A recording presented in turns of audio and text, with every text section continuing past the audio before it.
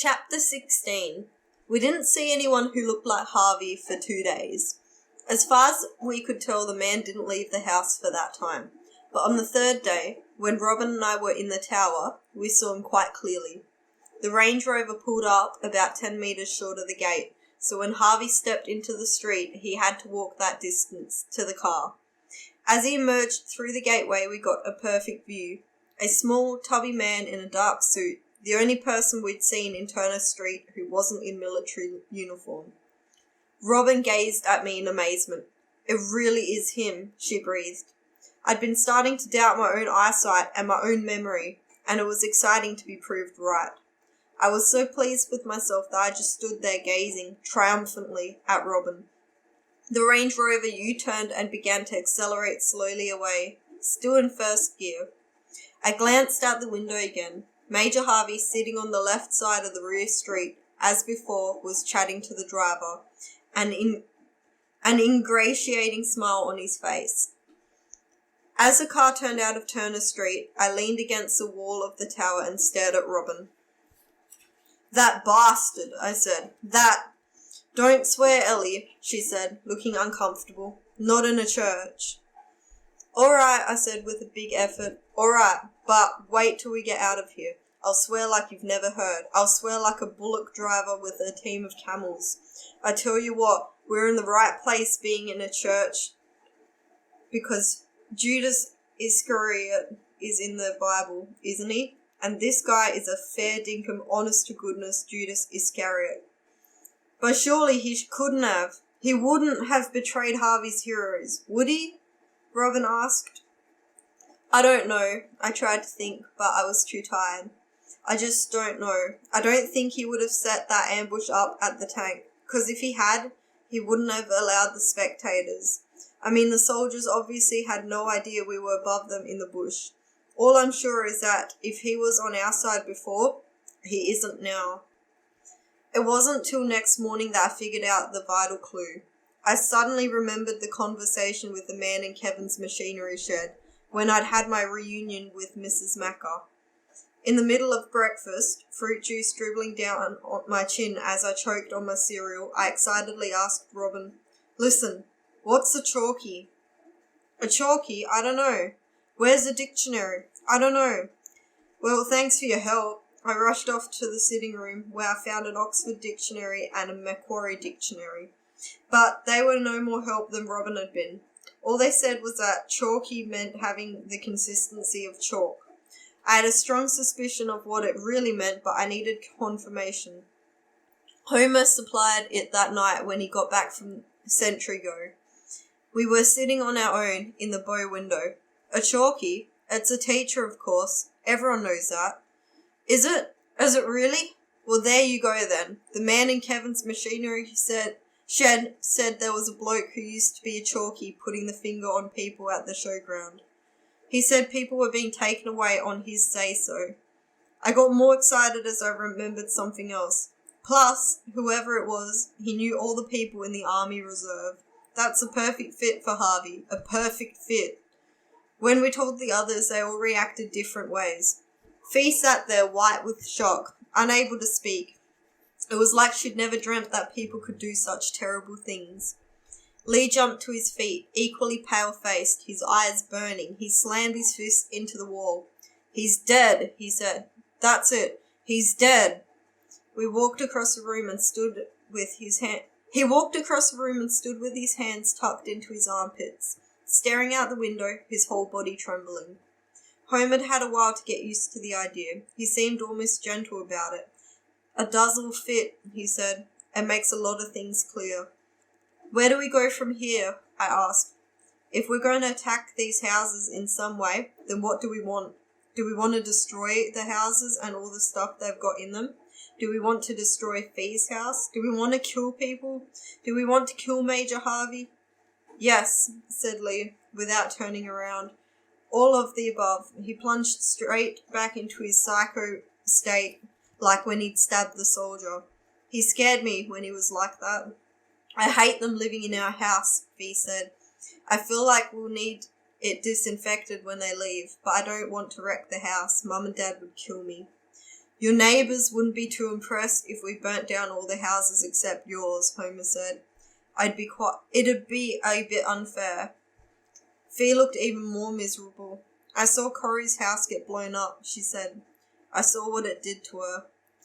Let's worry about that side of it later, Homer said. Let's see whether we can attack these places first. If we can't figure out any way to do it, then there's no point in Fee getting upset.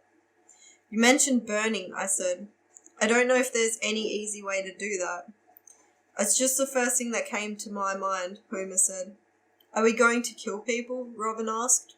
Yes, Lee said again. Lee, Robin said. Stop talking like that. I hate it when you talk like that. It scares me. You didn't see what they did at Harvey's Heroes campsite, Lee said. Come back and sit down, Lee, I said, after a moment. He did at least do that, sitting next to me on the sofa. I think there's a difference between setting fire to the houses, knowing people might die, and deliberately setting out to kill people, Homer said. But the fact is, if we kill Harvey and some of their senior officers will help our side a lot in the war, we could be saving other people's lives. That's a fact, and there's no point even arguing about that. The real question is, do we have the stomach to do it? We disappeared into our own thoughts for a minute. I imagined the others were doing what I was doing, searching inside myself to see if I had the guts to kill in cold blood. To my surprise, I decided that I probably did. Although I hated how this war was brutalizing me so quickly. I also felt that it was expected of me, that all the people held prisoner at the showground, my parents, our friends, our neighbours, would expect it. All the poor, harmless, nice people who'd belonged to Harvey's Heroes would expect it. Throughout the country, people would expect it. Somehow, I would just have to do it and worry about the effects on me afterwards. Strangely, for once, I didn't think about the danger to me, about my own safety. I'll do what I have to, I said. And if that means deliberately killing people, Homer said. Yes. Could you put a gun to one of them and pull the trigger, Homer asked. I'm talking in cold blood now. We know what you can do in hot blood. Robin started to protest, but Homer cut in quickly. We have to ask these questions, he said. We have to know. It's no good going in there and finding at the critical moment that someone can't do what we planned for them to do. That way, we'll all end up dead. God, sometimes I wish we'd been taken prisoner like everyone else, I said. Why do we have to be the ones who have to do all this? I don't know what I can do until I'm in a particular situation, but I think I could shoot one of them. Okay, Homer said. Lee? I won't let anyone down, Lee said. What does that mean? Robin lost her temper. Does that mean that anyone who won't kill people is letting the side down? Get real, Lee. Sometimes it takes more guts not to do something than to do it. Lee didn't say anything, just sat there brooding, ignoring my hand rubbing his leg. Homer watched him for a minute, then sighed and turned to Fee. Fee? I'll do everything I can, she said, even if it means wrecking our house, I suppose. But honestly, I don't see why we need to. They only seem to be using it as accommodation for the peasants. None of the VIPs seem to be using it. Could you shoot someone? Homer asked. No, you know I've never fired a gun in my life. I've practiced loading them and aiming them and everything, but I don't want to have to fire one. Well, okay, Homer said, but could you push one of them off a roof, or could you stab one, or could you throw a radiator in their bath to electrocute them? I think I could do the last one, maybe. So you could kill someone if it didn't involve you having to come into direct physical contact with them. Yes, I suppose that makes a difference. I could probably even shoot them if I was used to guns. Robin? What Ellie said made me think, Robin said unexpectedly. When she asked why we were the ones in this position, why we hadn't been taken prisoner like everyone else, maybe this is a kind of trial for us, a test, to see what we're made of. She stood and walked to the window and turned to face us. At the end of it, maybe we'll be judged to see how we've handled ourselves. And I think we'll only pass that test if we've acted with honour, if we've tried our best to do the right thing, if we don't do things out of greed or ambition or hatred or lust for blood, if we keep testing all our decisions against our own beliefs, if we try to be brave and honest and fair. Well, I think that's all that's expected of us. We don't have to be perfect as long as we keep trying to be perfect. So what are you prepared to do? Homer asked. I can't answer that in advance. Let's work out a plan and then I'll do all I can to make it work. For the time being, you have to be satisfied with that." "What about you, Homer?" I asked. His voice was as steady as his gaze, and he answered, "I'll fight. I won't back off from anything. Killing women soldiers, well, that'd be hard for me to do in cold blood. That'd be the hardest thing for me. It's not very logical, but that's the way it is. But I think I could do it if the need was there." We'd each made our statement. We knew now, roughly, where each of us stood. The next stage was to make some plans. We talked and talked. Fee hadn't done the maths she was meant to have, so instead we asked her 1,000 questions. Where are the back doors in these houses? Where are the staircases? Do they have verandas out the back? How many bedrooms are there? Where are the fuse boxes? What kind of heating do they have? Fee answered all the questions she could, but after a while she got muddled and couldn't remember which house had a wine cellar and which had a cool room. By then it was time for the next pair to go to the church to do a day's watching. We agreed that we had to keep up our surveillance, that we needed more information, as much as we could get. We maintained the same routine for another 3 long days, and in the end, luck rather than some grand plan we'd spent the time carefully putting together seemed to give us a break we wanted. One morning, Lee and I sat and watched as a furniture van pulled up in Turner Street. It came from Stratton Removals, Wirrawee. Wirrawee was too small to have its own removal business. I drove up the hill and turned around and parked outside the house at the top end of the street. The soldier driver left it and wandered to another house.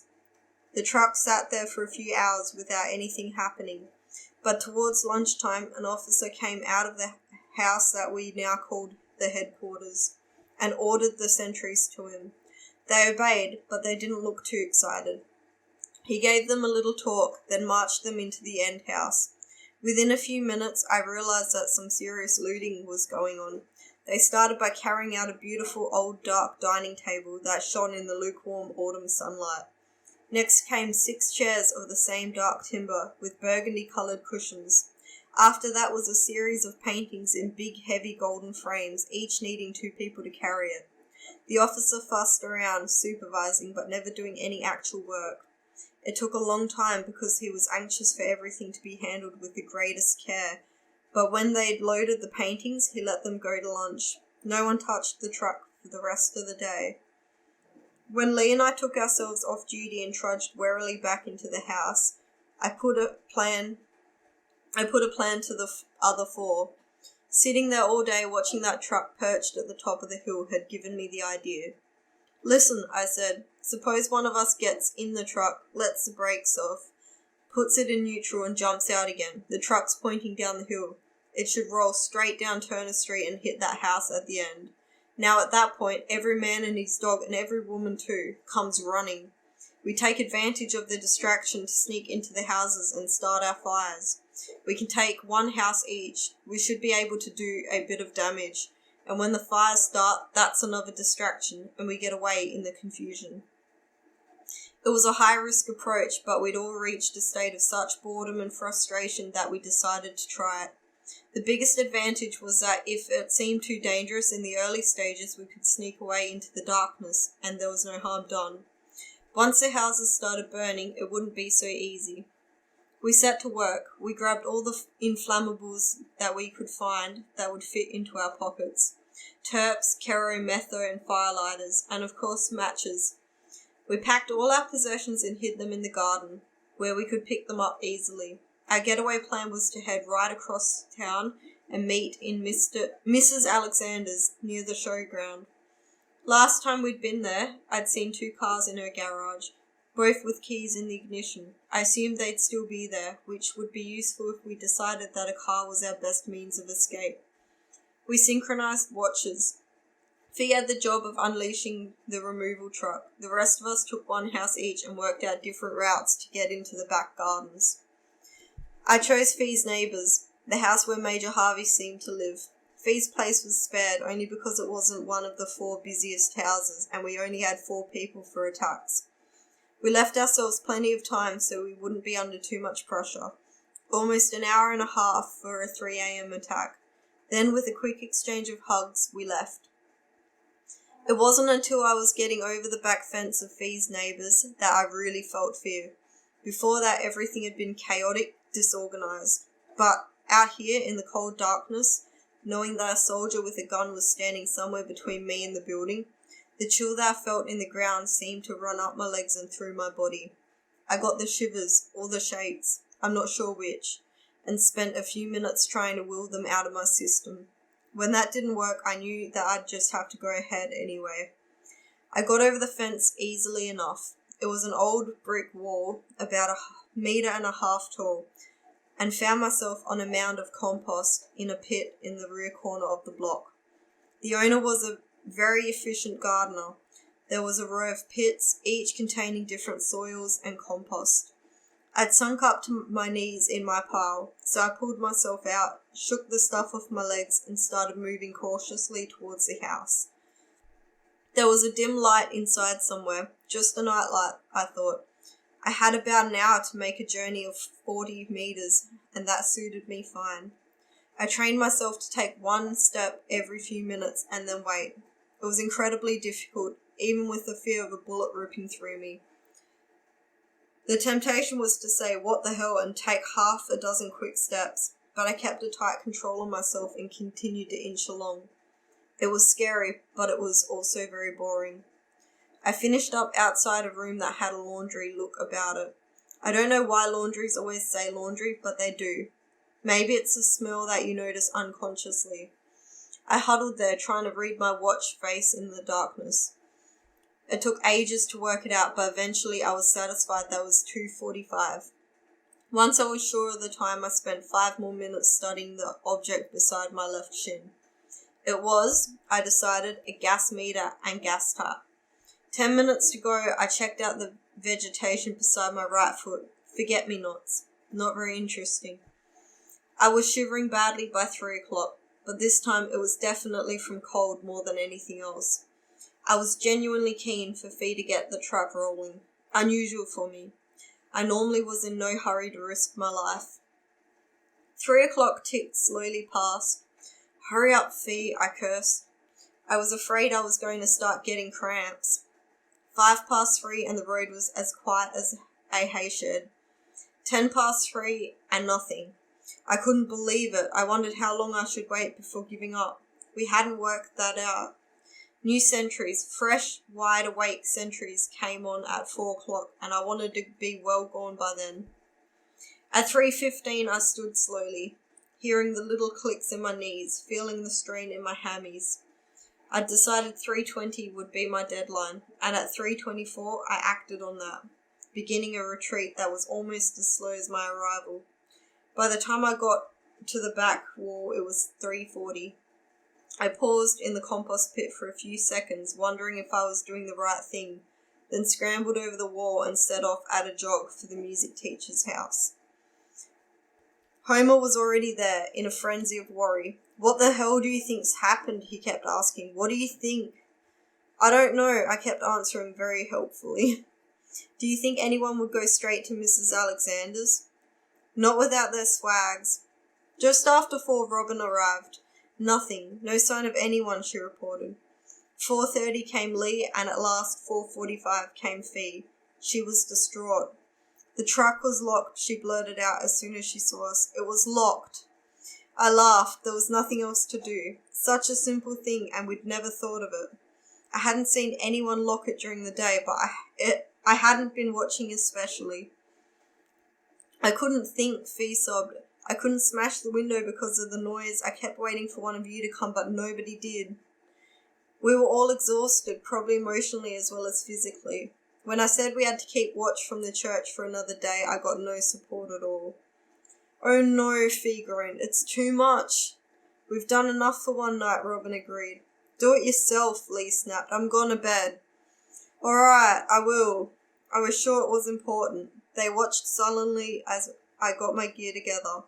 Not one said a word as I left the house, but I could hear them through the window, starting to argue about who'd do the first sentry duty. I pushed the window up and put my head in to get the last word. Keep it to a whisper, guys. Sound travels a long way at night.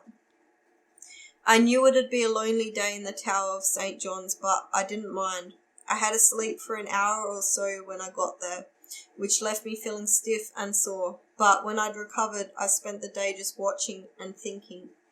Not a lot happened in the street. The truck was moved down to the next house and had a baby grand piano loaded on it, and then to the next, where it collected a couple of rugs and a dresser. By then it was too far down the hill to give us any hope of trying to stampede it again. We had to come up with a better idea. I saw Major Harvey emerge from his house at 9:30. The Range Rover had arrived and was waiting for him. He got in the back of the car on his own except for the driver, and the Range Rover U-turned again and drove away. I wondered if he was going to the showground. Maybe it was my parents he'd be interrogating today. When he returned, just after 4, he got out of the car and went into the house. But this time the driver got out too and went to another house, leaving the Range Rover parked in the street. It was still there when I gave up and stole back through the darkness alone, at about 10 o'clock. By then, my knowledge of the sentry's habits and the smell of cooking food, which had been making me drool all evening, had given me an idea. That time spent crouched behind the house in the cold early morning hadn't been wasted.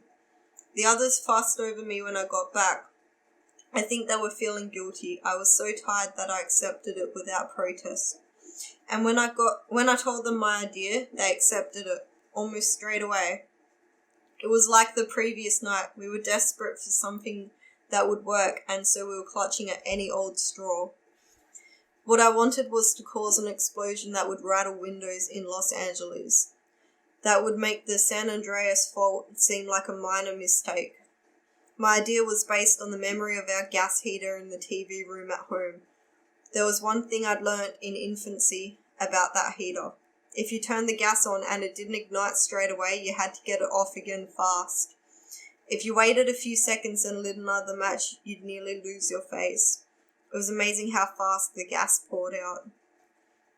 If that could happen so fast, what would be the effect of leaving on 3 or 4 heaters, full bore, for about 30 minutes and then striking a match? A huge, huge bang, that's what. So that was the main part of the plan, but Homer and I made them go through everything carefully and closely. One thing that made me nervous during our failed raid, and that was the feeling that we hadn't spent the time planning that we normally did. We'd left too much to chance. So this time we worked out careful timetables based on our succeeding or our failing. And we decided to collect 5 bikes and take them with us so we could get to Mrs. Alexander's garage faster if necessary. That left us with just one problem to solve. I'd known all along it would be our biggest one. The problem was the fuse. I'd suggested laying a trail of inflammable liquid like we'd done when we destroyed the bridge with the petrol tanker. But I'd always known that was the weakest part of the plan, and sure enough the others ruled it out straight away. The sentries would smell it, Homer said. We've already got one risk with smell, although they should have their windows shut on these cold nights, but we don't need another risk. Lee solved the problem.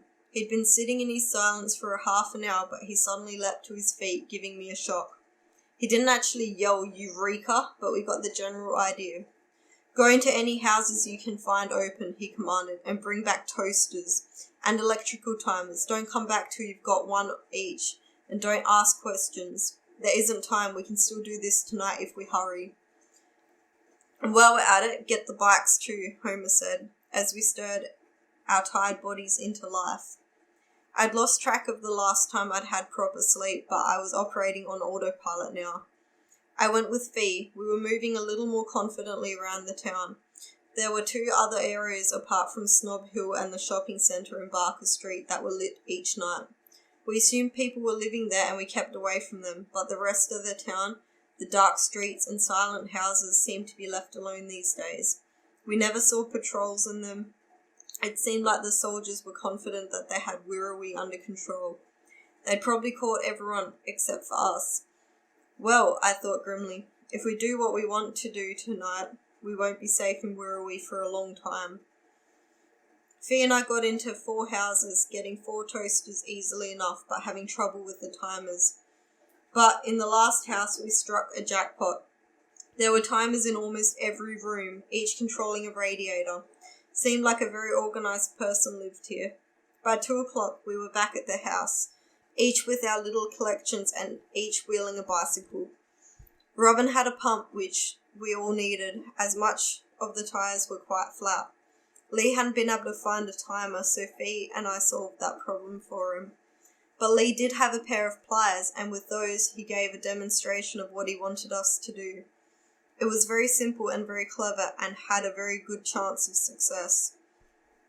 When we were satisfied with his plan, he used his pliers to cut the filament in each toaster, and made us practice setting the timers. By then it was 3 o'clock and time to go. We set our timers quickly, repacked our swags, and saddled ourselves with them. We were taking them with us this time, so we could make faster escapes. We'd chosen the same houses as the previous night. I had Fee's neighbours. Robin had the next one, which we thought was also being used as offices. Then Lee took the next, Dr. Burgess's house, which was obviously the main headquarters. Opposite that was a big new brick house where a lot of officers slept, and Homer had chosen that. Now that Fee didn't have to take a truck out of gear, she was free to attack a house too. She bravely offered to do her own, but we talked her into going to the one at the top of the hill, which seemed to be more heavily used. Of course, there was every chance that hers was going to be damaged by the blast, as she knew. I followed the same course as the previous night, climbing the brick fence and trekking through the compost pit. I was clutching my toaster. A timer was making a bulge in one pocket and a torch in the other. We had to be in our positions by 4 o'clock. So again, I had enough time to be able to move slowly and carefully, but I guess I was sick of being so careful, so disciplined all the time. After taking 5 minutes to move 6 steps, I finally lost my cool and moved 10 meters in one rush to hide behind a lemon tree. I thought by doing so much it'd make the rest of the trek less monotonous, but it nearly killed me. I was just about to leave the tree and take my next step when I heard a snap of wood. It sounded horribly like the tread of a human foot. I hesitated, then crouched and waited. Sure enough, a moment later a beam of light shone across the garden. It traversed the plants in deadly silence. I crouched even lower, scrunching up my eyes, waiting for bullets to come tearing into me. Do you hear the bullets before you die? I wondered. Or does it all happen so fast that you feel them and die without even hearing the noise? I forced myself to open my eyes and twist my head slightly to take a little look. I half expected that the sentry would be there, looking down at me with rifle poised. But there was only the torch beam continuing to explore, at this moment quite away from me and shining on a rose bush. Then it turned off. I realised straight away what a stupid position I'd put myself in by my impatience. If I moved any time between now and 4 o'clock, I risked being heard. If I didn't move, I'd let myself quite a distance to get to the house when 4 o'clock came. Time was going to be tight enough anyway. I thought about it for 10 minutes and decided on a compromise. I'd move to a position where I could see the sentry and then decide my tactics. I moved with excruciating care, with excruciating pain too, after being curled up like a frightened guinea pig for so long. I nearly got the giggles when I wondered how I'd explain the toaster if I were caught. I had a sudden craving for toast and I was looking for a PowerPoint. I kept shuffling along, taking little sneak looks every step or so, until at last I could see the sentry. He or she, it was too dark to tell, seemed to be facing out into the garden still, as though watching and listening. Just my luck to get one of the efficient ones. I tried to get a look at my watch, but it was too dark here to tell the time.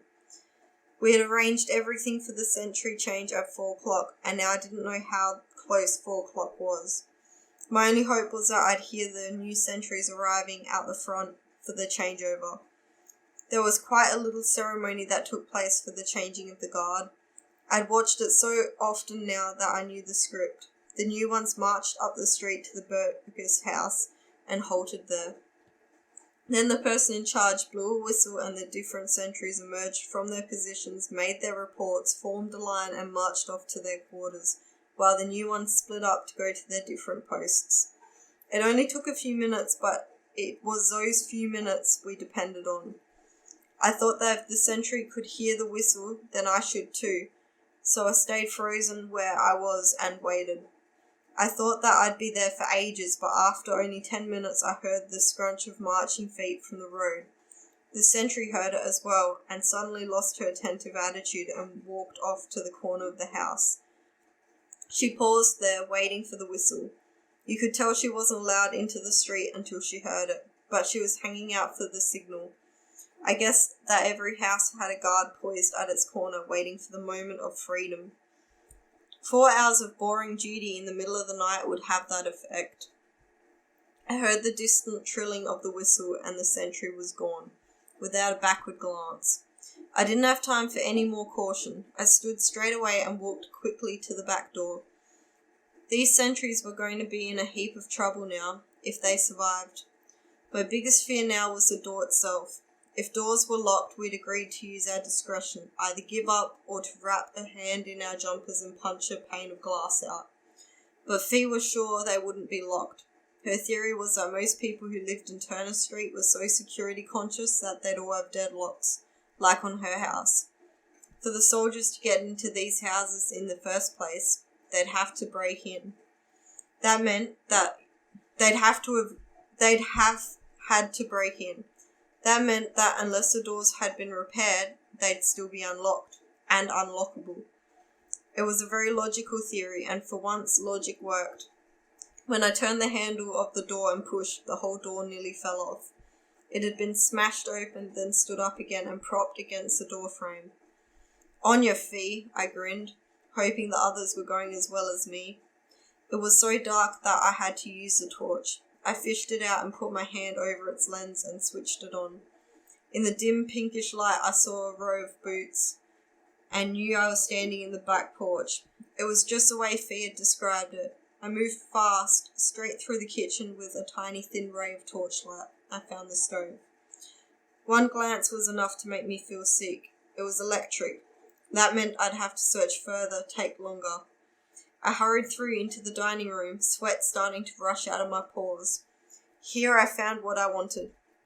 A gas heater. I turned it full on and jammed the timer and toaster into a power point. Throwing the switch on, I'd set the timer to an approximate time, as we all had, in case we were too rushed to fine-tune them. Now, I didn't know if I had time or not, but I was too scared to think about it, and to be honest, too scared to care. But I did check the broken filament in the toaster. If the two broken ends weren't close enough together, there'd be no spark, and all this would have been for nothing. Gas was gushing into the room, and I was trying not to breathe it in. The smell was terrible. It was frightening how quickly the gas rushed out. I moved the ends of the filament a little closer together, put it down gently, and ran into the sitting room. Another heater here. Good. Turn it on. Is there time to check the rumpus room and the study? Yes. Well, one anyway. The rumpus room. Into there on fast feet, and another quick search with a covered torch. And yes, lucky, a third heater. I switched it on and scrambled for the back door, desperate to get away, full of desperate fear that the new guard would be in position. I could smell the gas even at the back door. I couldn't believe how it was spreading. I got to the door and took a quick peek out. I couldn't afford to take any more time, to show any more caution. I propped the door up again behind me and scurried for cover. Scrunch, scrunch, scrunch. That was the sentry's boots on the gravel, coming around the side of the house. I dived like a footballer, landing under a bush with tiny leaves and tiny flowers, banging my knee on a rock as I did. Oh, that poor knee. Every time I hit anything, it seemed to be with that knee. I stuffed my fist in my mouth in agony and lay there with tears smarting my eyes. At the same time, I couldn't help noticing how sweet and fragrant the bush smelled. It seemed crazy to have been aware of that, but I was. I let myself have a few seconds under the bush, but I knew I had to move. With the rough job I'd done on the timer, the whole place could go out much earlier than I'd planned. I crawled out from my cover and began another interminably slow hike through the garden to the back wall. I gave myself 10 minutes, but I was terrified there'd be an explosion before that. Sweat was streaming down my face as though I'd run 5Ks. I kept picturing the timer suddenly throwing its switch on, the rush of electricity into the toaster, the sparks flying from the end of one broken wire to the other, the gas erupting in a sudden, huge blast. At the compost pit, I ignored my knee and hauled myself over the wall, then did a kind of limping run down the lane. I went straight to the bikes and with wild joy saw Fee holding a bike with each hand. "What are you doing?" I hissed. "It's too dangerous to wait here." But I grinned at her. "I know," she said, "but I couldn't bear to go off on my own," and I saw her perfect white teeth gleam back at me from her grubby face. I grabbed the bike and without another word we pushed off. As we did, I heard running feet behind me. I looked round, startled but hopeful. It was Lee, panting hard. "Let's get out of here," he said. "Good line for a movie," I whispered. He gave me a puzzled glance, then remembered, flashed me a smile and took off. Inside a second, he was 5 meters ahead of me. Fee and I had to pedal hard to catch up. It took us ages to get to Mrs. Alexander's. We had to go such a roundabout way, and most of it was uphill. But as we were finally dismounting outside her garage, the hill opposite seemed to catch fire. I've never seen a volcano, but I imagine that's what it'd be like. There was a kind of whoosh, and flames shot into the air like a Roman candle. A moment later, a thunderclap of sound hit us. At exactly the same time, there were 2 more eruptions. We couldn't exactly see the houses, but I saw the roof of one lift into the air and disintegrate, and the next moment all the trees around them caught fire and were blazing fiercely. "Golly gosh," Fee said, gazing in awe. That was about the strongest expression she ever used. The roar of the fire was so loud we could hear it from our posse. A wind of energy from the explosion suddenly came through the garden like a wall, bending trees and plants over and buffeting us. Small dark shapes blipped past me. They seemed to come from nowhere, birds fleeing from the blast. The whole of one side of Wirrawee was gradually being lit up. There was a hellish red glow in the sky. I could almost smell the burning. "Quick," Lee said, "let's move it." We rushed into the garage. At least this time we had some light from our torches, unlike the last time I'd been in that garage groping around looking for matches and in desperate danger. "I hope Robin and Homer were well out of that," I said. There was no time for more talk. I threw open the door of the nearer car and clambered in, turning the key. There was a wary grinding sound. "Oh God," I said, "flat battery." Lee leaned into the other car, a ute, and tried that with the same result. As he stood up again, Robin came bursting into the garage, puffing and wild-eyed. "Are you all here?" she asked. "Not Homer, and the cars won't start." "Oh, help," she said, and disappeared outside again to look for Homer. I imagined. I tried the first car again, but the wary noise got more and more tired, until it became just a faint murmur. "It'll have to be the bikes," I said to Lee. We ran outside and retrieved our bikes from behind a shed where we'd dumped them. I couldn't help stopping to look at the furious fires raging on the hill.